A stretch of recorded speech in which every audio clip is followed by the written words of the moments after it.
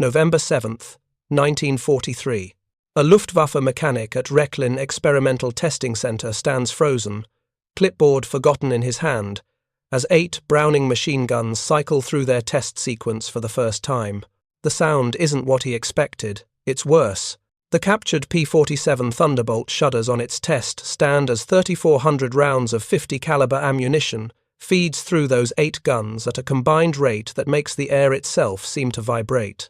The noise is biblical, a continuous rolling thunder that drowns out every other sound on the airfield. If you're enjoying this deep dive into the story, hit the subscribe button and let us know in the comments from where in the world you are watching from today. When the firing stops, the silence feels wrong. The mechanic walks around to inspect the target frames downrange, and what he sees there will be documented, photographed, and circulated through Luftwaffe intelligence within 48 hours. The metal panels aren't just perforated, they're shredded. Entire sections have simply ceased to exist, converted from solid steel into a constellation of ragged holes, connected by stressed, torn metal. A single 3-second burst from this aircraft had delivered more than 350 rounds into a target area. The German engineering team exchanges glances that communicate what none of them want to say aloud. Their pilots have been flying against this for 6 months. The P-47 sitting on that test stand arrived at Rechlin 3 days earlier, ferried from the Luftwaffe base at Caen by test pilot Hans-Werner Lerscher.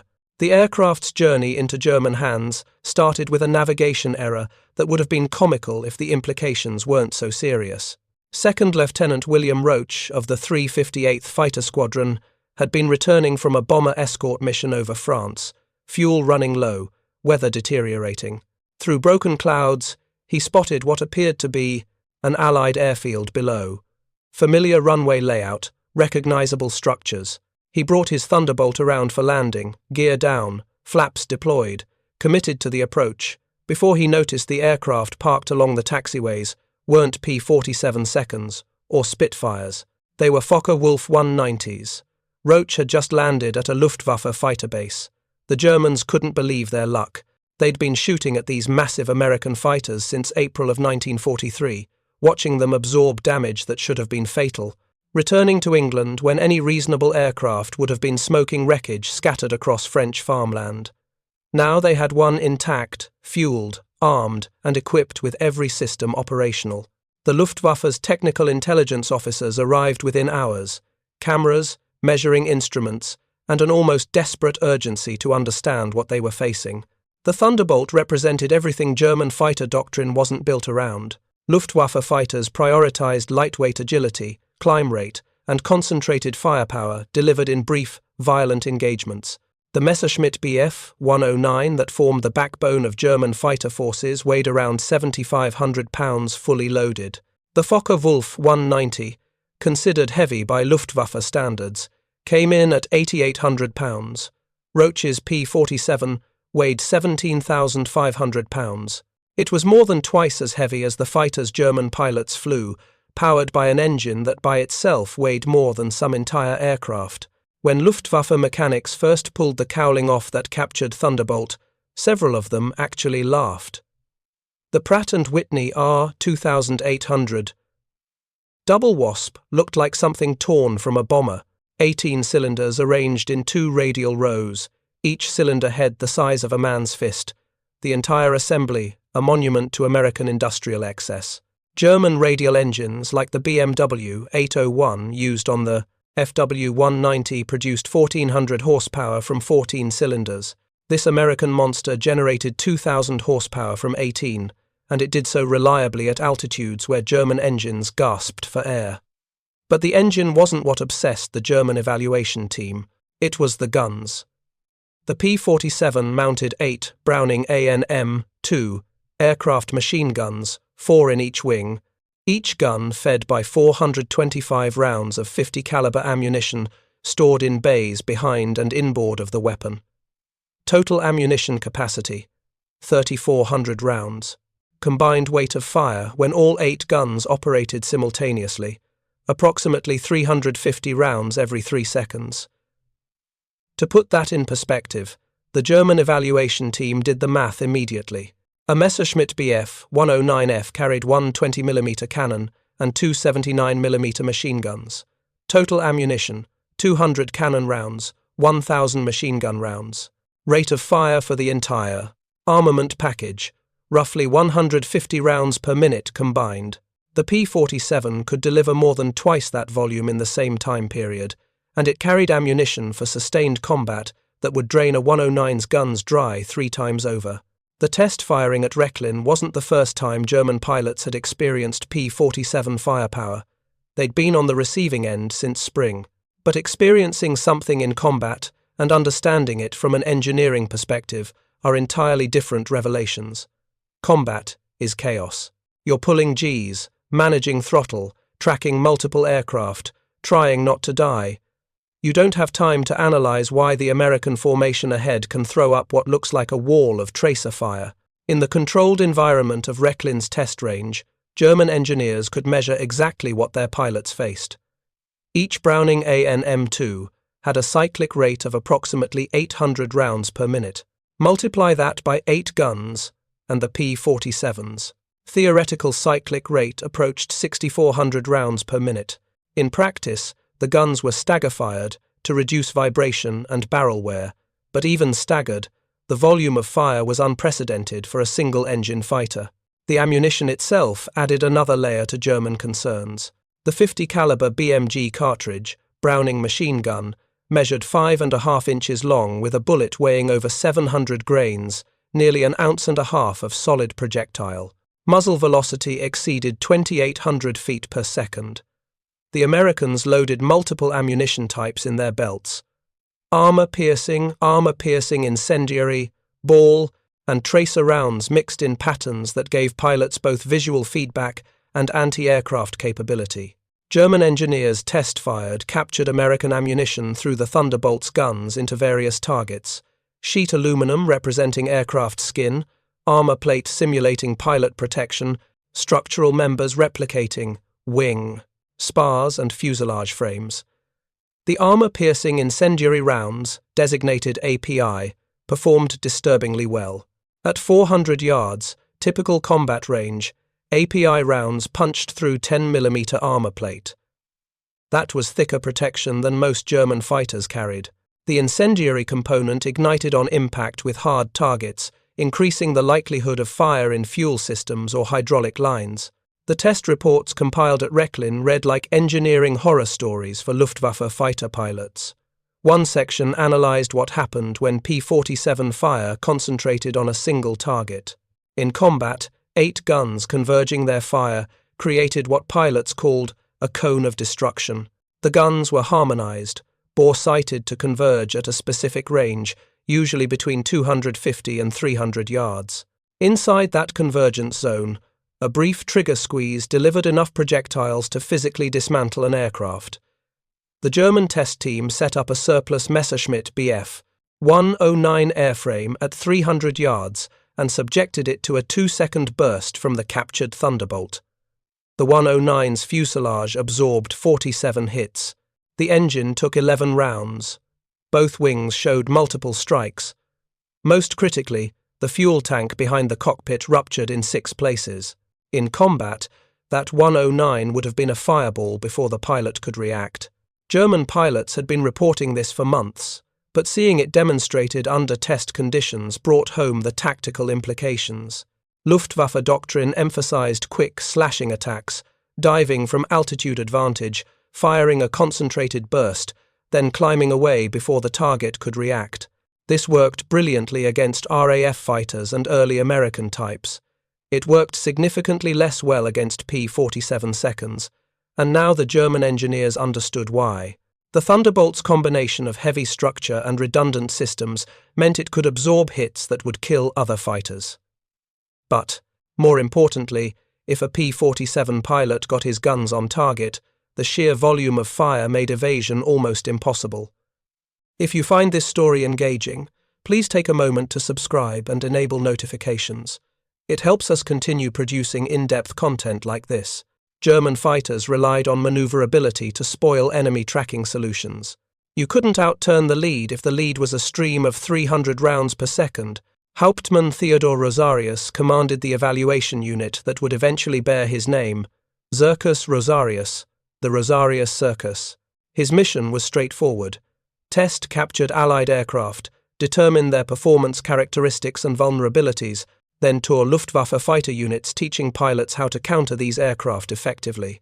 Rosarius was a skilled pilot and a pragmatic tactician who understood that German fighter pilots needed every possible advantage against the growing waves of Allied aircraft filling European skies.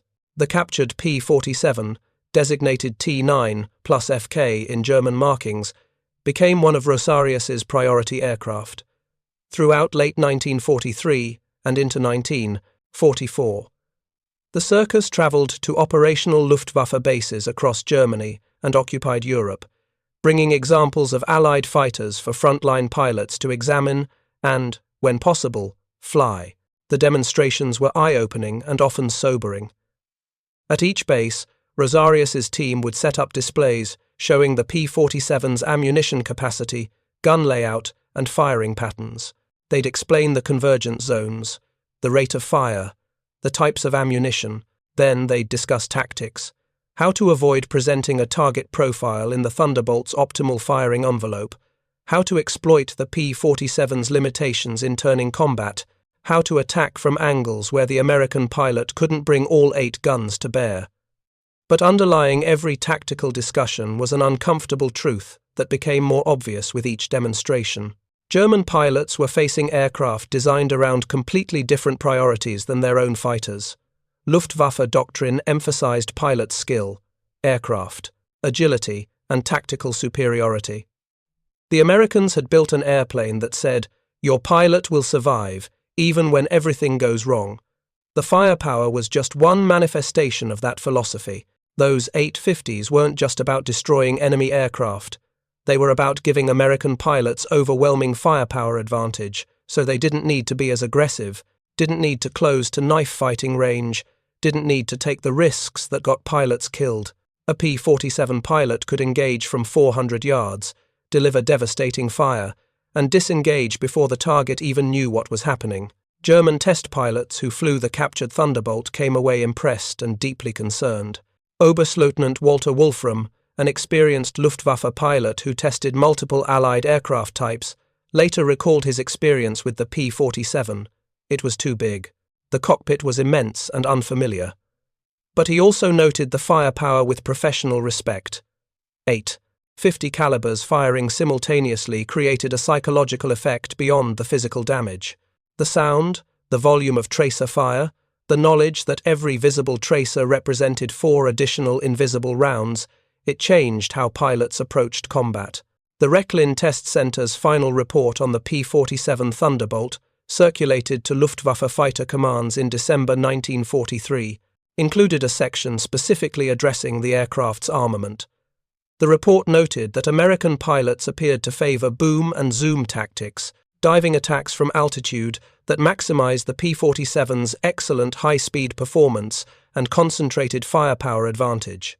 The recommendation for Luftwaffe pilots: avoid head-on attacks where the P-47 could bring all 8 guns to bear, exploit the Thunderbolt's poor low-altitude maneuverability, and never, under any circumstances, allow a P-47 to track you in a straight line for more than 2 seconds. That last point reflected hard-earned experience from 6 months of combat. 2 seconds was roughly how long it took a competent P-47 pilot to identify a target, settle his gun sight, and squeeze the trigger. In those 2 seconds, his 8 guns would send approximately 260 rounds downrange. If even 10% of those rounds hit, any single-engine fighter was effectively destroyed. The captured Thunderbolt's test firings revealed another aspect that troubled German engineers: ammunition expenditure rates. A Messerschmitt Bf 109 carried enough ammunition for roughly 12 seconds of sustained fire before its guns ran dry. The FW 190 had about 15 seconds. The P-47, with its 3,400 round capacity, could fire continuously for approximately 30 seconds at maximum cyclic rate. In practice, pilots used short bursts to conserve ammunition, but the disparity was stark. An American pilot could engage multiple targets in a single combat sortie and still have ammunition remaining. German pilots had to be far more selective about when they pressed the trigger, a tactical limitation that became increasingly significant as the war progressed and pilot training declined. The ammunition situation represented more than just numbers on a logistics spreadsheet. It reflected fundamentally different approaches to aerial warfare. German fighter design in 1943 emphasized decisive, surgical strikes. Get in close, fire a concentrated burst of cannon and machine gun fire, destroy the target, disengage. This doctrine worked brilliantly in the early war years, when Luftwaffe pilots had superior training, superior aircraft, and numerical advantage. By late 1943, none of those advantages remained secure. American pilots arriving in Europe had hundreds of training hours. American aircraft kept improving, and American production numbers were simply staggering. The captured P-47 at Rechlin represented one of 15,683 Thunderbolts that would be manufactured between 1941 and 1945. Republic Aviation's Farmingdale plant alone was producing over 300 aircraft per month by mid-1944. The Germans couldn't match those production numbers, but more significantly, they couldn't match the design philosophy those numbers enabled. Building 15,000 fighters meant you could afford to add weight for pilot protection, add complexity for system redundancy, add ammunition capacity for sustained combat. German industry was building fighters that had to be lightweight, simple, and quick to produce because they couldn't build enough of them. It was the difference between designing for survival and designing for replacement. The Zirkus Rosarius demonstrations included a segment that German pilots found particularly illuminating and disturbing. Rosarius's team would show gun camera footage from both American and German aircraft, comparing engagement techniques. The German footage typically showed brief, violent encounters. Attacker dives, fires, target explodes or smokes, attacker climbs away. Total elapsed time from initial attack to disengagement, 5 to 10 seconds. The American footage, particularly from P-47 units, told a different story. Longer engagements, sustained fire, the target aircraft visibly disintegrating under the continued stream of 50 caliber rounds. The Americans weren't just shooting at enemy aircraft, they were methodically destroying them with overwhelming firepower, and they had ammunition to spare for multiple engagements in the same sortie. One particular piece of gun camera footage, captured from a P-47 during a bomber escort mission in August 1943, made the rounds through Luftwaffe intelligence. The American pilot engaged a Messerschmitt Bf 109, attempting to attack the bomber formation. The 109 pilot, likely inexperienced, didn't brake immediately when the P-47 dove on him. The Thunderbolt pilot fired a 4-second burst. The 109 came apart in the air. Wings separated from fuselage, tail section torn away, debris tumbling through the sky like confetti. 4 seconds. Approximately 500 to 30 rounds. The German pilot never had a chance. This wasn't a fight between two warriors testing skill and courage. This was industrial warfare, American style. Build an aircraft so heavily armed that pilot skill became less critical than simply getting the aircraft into position. The guns would do the rest. German fighter pilots began developing counter-tactics based on the intelligence gathered from the captured P-47. Never fly straight and level when American fighters were in the area. Use vertical maneuvers, exploit altitude, attack from positions where the P-47 couldn't bring guns to bear without losing energy. Above all, respect the firepower. Luftwaffe pilots who survived 1943 learned quickly. If a Thunderbolt got on your 6 and you heard that distinctive sound of 850s firing, you had perhaps 1 second to do something violent and unpredictable, or you were dead. The sound became a signature that German pilots learned to recognize instantly. The Browning M2's cyclic rate produced a specific acoustic signature, a rapid hammering that was distinct from German machine guns or the slower-firing American .30 caliber weapons used on earlier fighters. 8 of them firing together created a sound that carried for miles.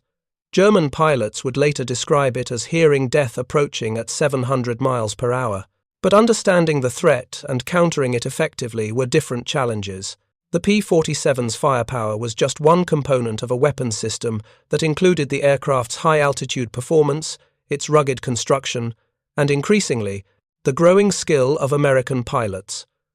By early 1944, many P-47 pilots had survived their first 10 combat missions, the critical period where inexperience killed most fighter pilots. They'd learned their aircraft's strengths, developed confidence in its ability to protect them, and increasingly flew with an aggressiveness that matched their firepower. The 8th Air Force's fighter groups began experimenting with tactics that maximized the P-47's firepower advantage. Instead of engaging in traditional turning dogfights, Thunderbolt pilots would maintain speed, make high-speed passes, fire concentrated bursts, then zoom back to altitude using the P-47's excellent dive and climb performance at high speeds. This boom and zoom technique played directly to the Thunderbolt's strengths while minimizing its weaknesses. German pilots found these tactics frustrating to counter. You couldn't draw P-47 seconds into low-altitude turning fights where Luftwaffe fighters held advantage. The Americans wouldn't cooperate. They'd maintain altitude, maintain energy, and pick their engagements. And when they did engage, those 8 guns delivered devastation that left no room for mistakes. The psychological impact of facing P-47 firepower extended beyond individual pilots to unit-level tactics.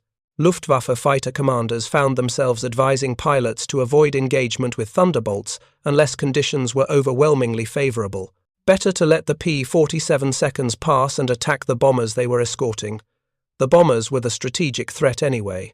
Trading experienced German pilots for American fighters in one-on-one combat was an attrition calculation Germany couldn't win. But avoiding engagement proved increasingly difficult as American fighter numbers grew throughout 1944.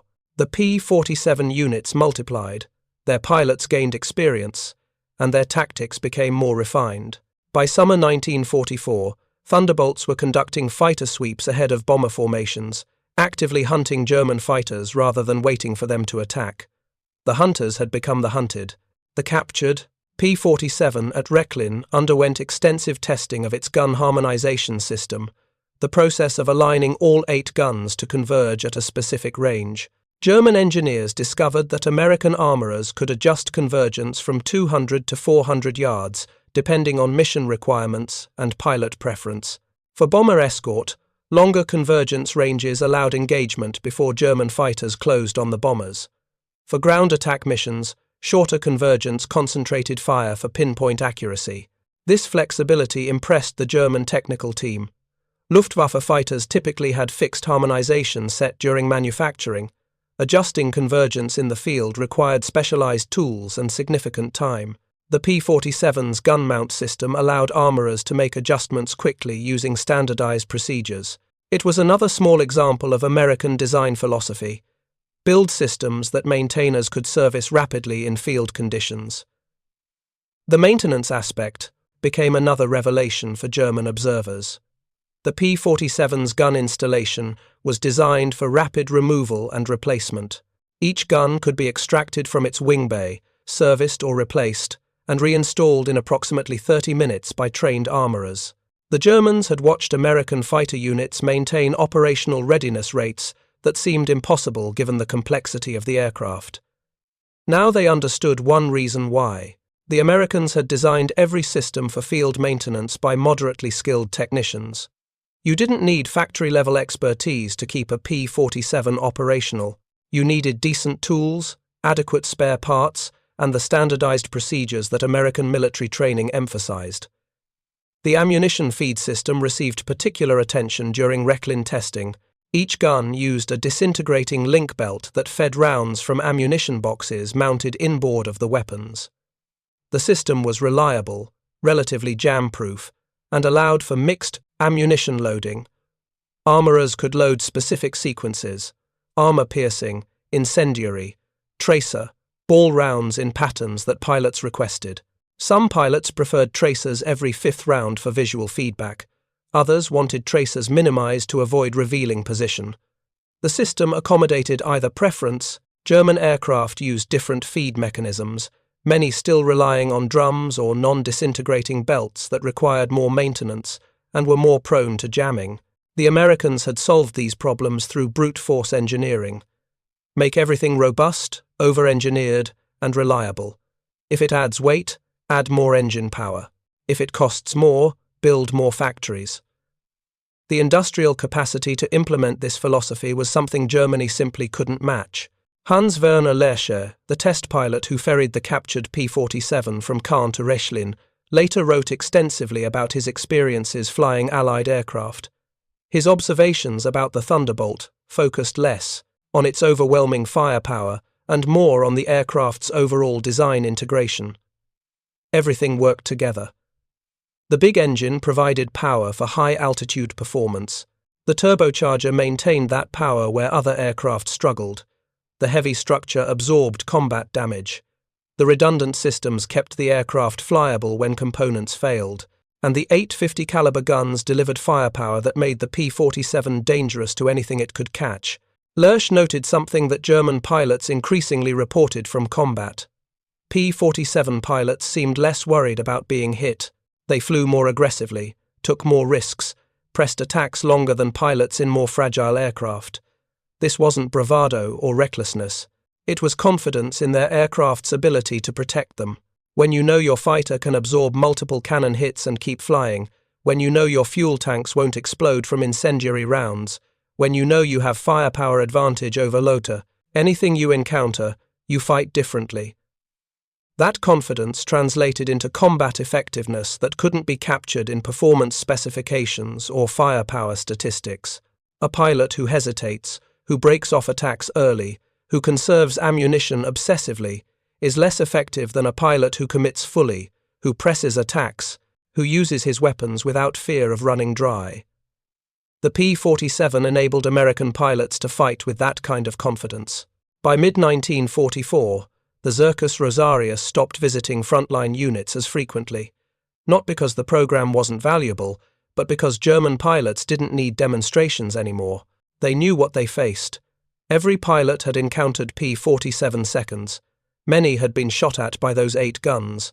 Some had survived the experience and shared their stories. The Thunderbolt's reputation was established through combat, not classroom demonstrations.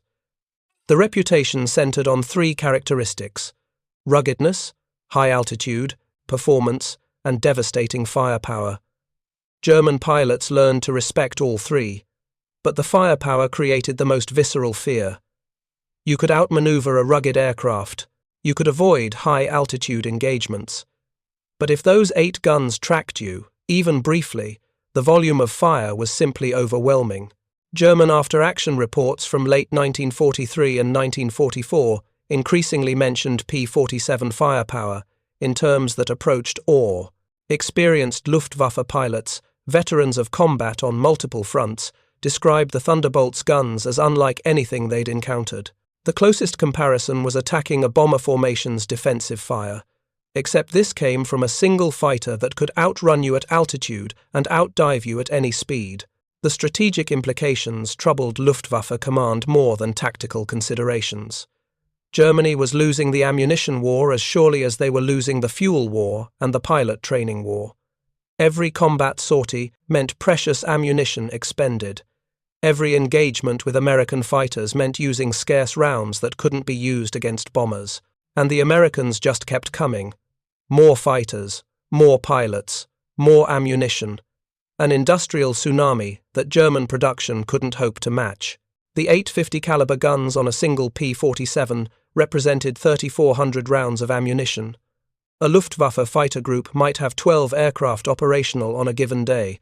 Combined ammunition for the entire group's machine guns might total 15,000 rounds.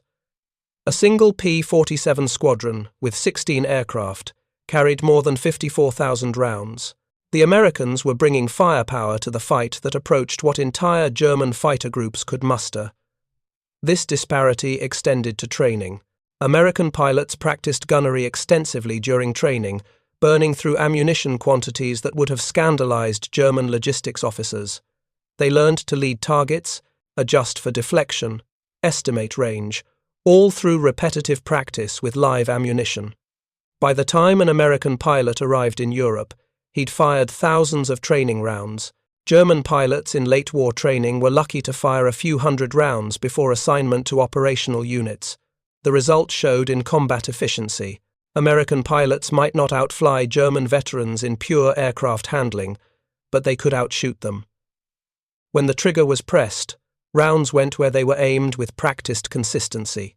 And, with 3,400 rounds available, American pilots could afford to fire longer bursts, make multiple passes, correct their aim through sustained fire.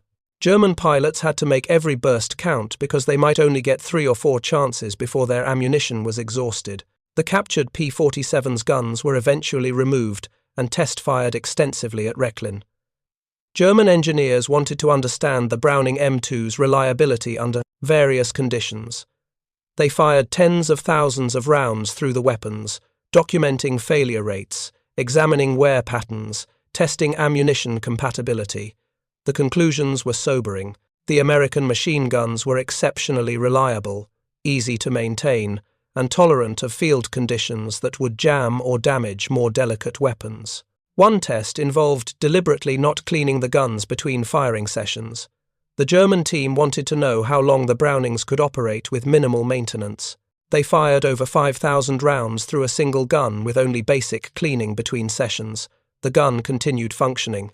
A comparable German machine gun would have required detailed cleaning and maintenance after perhaps 2,000 rounds. This reliability meant American armament systems could sustain operational tempo that German units couldn't match. An American fighter squadron could fly multiple missions per day, with armorers reloading guns between sorties, and the weapons would continue performing reliably. German fighter units faced increasing maintenance burdens as the war progressed, with weapons requiring more attention, more cleaning, more replacement parts that became harder to source. The industrial war's realities were written in those 8 gun barrels. America could afford to design weapons that were over-engineered, reliable, and simple to maintain. They could afford to produce ammunition in quantities that seemed wasteful by European standards. They could afford to train pilots to shoot until they rarely missed. Germany, resource-constrained and industrial capacity limited, couldn't afford any of it. The Thunderbolt's firepower advantage represented the culmination of American industrial philosophy applied to aerial warfare. If more is better, then overwhelming is best. 8 guns instead of 6. 3,400 rounds instead of 1,800. Rate of fire optimized for maximum effect rather than ammunition. Conservation. Every design decision made with the assumption that America's factories could supply whatever the aircraft needed. German pilots who encountered P-47 seconds late in the war, inexperienced 19-year-olds with minimal training, faced an impossible situation. They flew aircraft that couldn't match American performance at altitude. They carried ammunition that would last perhaps 1 engagement. They lacked the training to effectively employ what capabilities their aircraft had. And they faced enemies flying fighters that could absorb punishment, dish out devastating firepower, and be flown by pilots confident in both their training and their aircraft. The psychological impact of that disparity is difficult to quantify but impossible to ignore. When you enter combat knowing the enemy has every advantage, numerical, technological, and industrial, courage alone isn't sufficient. German pilots in the war's final year weren't lacking in bravery. They were lacking in everything else. And American fighters like the P-47, with their 8-gun armament and seemingly endless ammunition, represented the visible manifestation of American industrial might. Every burst of fire from a Thunderbolt's guns was a statement. We can afford this. We have more ammunition than you, more fuel than you, more aircraft than you, more pilots than you, and more time than you. The war's outcome wasn't being decided by individual combat skill. It was being decided by production capacity, training infrastructure, and resource allocation. The P-47's 850 caliber guns were just the delivery mechanism for that strategic reality. The captured Thunderbolt remained at Rechlin through mid-1944 before being damaged in an Allied bombing raid and reduced to spare parts. But its legacy in German tactical thought continued through the war's end. Luftwaffe training materials from late 1944 include specific sections on countering P-47, firepower, avoid head-on, attacks, exploit vertical maneuvers, never allow tracking opportunities, disengage immediately if the Thunderbolt achieves firing position. These were tactics of survival rather than victory. By 1944, German fighter pilots weren't trying to win air superiority. They were trying to survive long enough to attack bombers, complete their mission, and return to base. The P-47 seconds made even that modest goal increasingly difficult to achieve. American pilots, meanwhile, developed increasing confidence in their aircraft's capabilities. Combat reports from P-47 units show a progression from cautious defensive escort tactics in early 1943 to aggressive offensive operations by late 1944. Thunderbolt squadrons would sweep ahead of bomber formations, hunting German fighters on their own airfields, strafing ground targets with those same 8 guns that made them lethal in air combat. The versatility surprised even American planners. The P-47 had been designed as a high-altitude interceptor, but its heavy structure and massive firepower made it equally effective for ground attack. Those 850 calibers that could destroy a fighter could also shred locomotives, trucks, fuel tanks, and light armored vehicles. American doctrine evolved to exploit this versatility, using P-47 seconds for both bomber escort and battlefield interdiction missions. German forces on the ground learned to fear the distinctive sound of Thunderbolts making strafing runs. The combined fire from 8 guns created a sound unlike anything else on the battlefield, and the volume of fire meant that anything caught in the open when a P-47 made its attack run was likely destroyed. German truck convoys took to moving only at night. Railroad operations became increasingly hazardous during daylight. Supply lines that should have been secure in rear areas became vulnerable to roving P-47 seconds, looking for targets of opportunity. The firepower that made the P-47 deadly in air. Combat translated directly to ground attack effectiveness. A 3-second burst against a ground target delivered the same 350 rounds that would destroy an aircraft. Against trucks, trains, or buildings, the effect was catastrophic, and with ammunition for 30 seconds of continuous fire, a single P-47 could engage multiple targets in one strafing pass. German defences adapted by concentrating anti-aircraft weapons along critical supply routes and near important installations. But this created its own problems. Every anti-aircraft gun positioned to defend against P-47 seconds was a weapon unavailable for other purposes. Every round of anti-aircraft ammunition expended against fighter bombers was ammunition unavailable for engaging Allied bombers. The Americans were forcing Germany to spread already limited resources across multiple defensive requirements. The broader strategic picture revealed what the captured P-47's 8 guns represented: America's ability to win through overwhelming material superiority. Germany had started the war with qualitative advantages in training, tactics, and in some cases technology. By 1944, those advantages had been neutralized or reversed. American training programs turned out pilots by the thousands. American factories produced aircraft by the tens of thousands. American tactics evolved to exploit American strengths rather than copying European doctrine. The P-47 Thunderbolt embodied this evolution. It was too big, too heavy, too expensive by European standards. It used an engine that consumed fuel at rates that would horrify German logistics officers.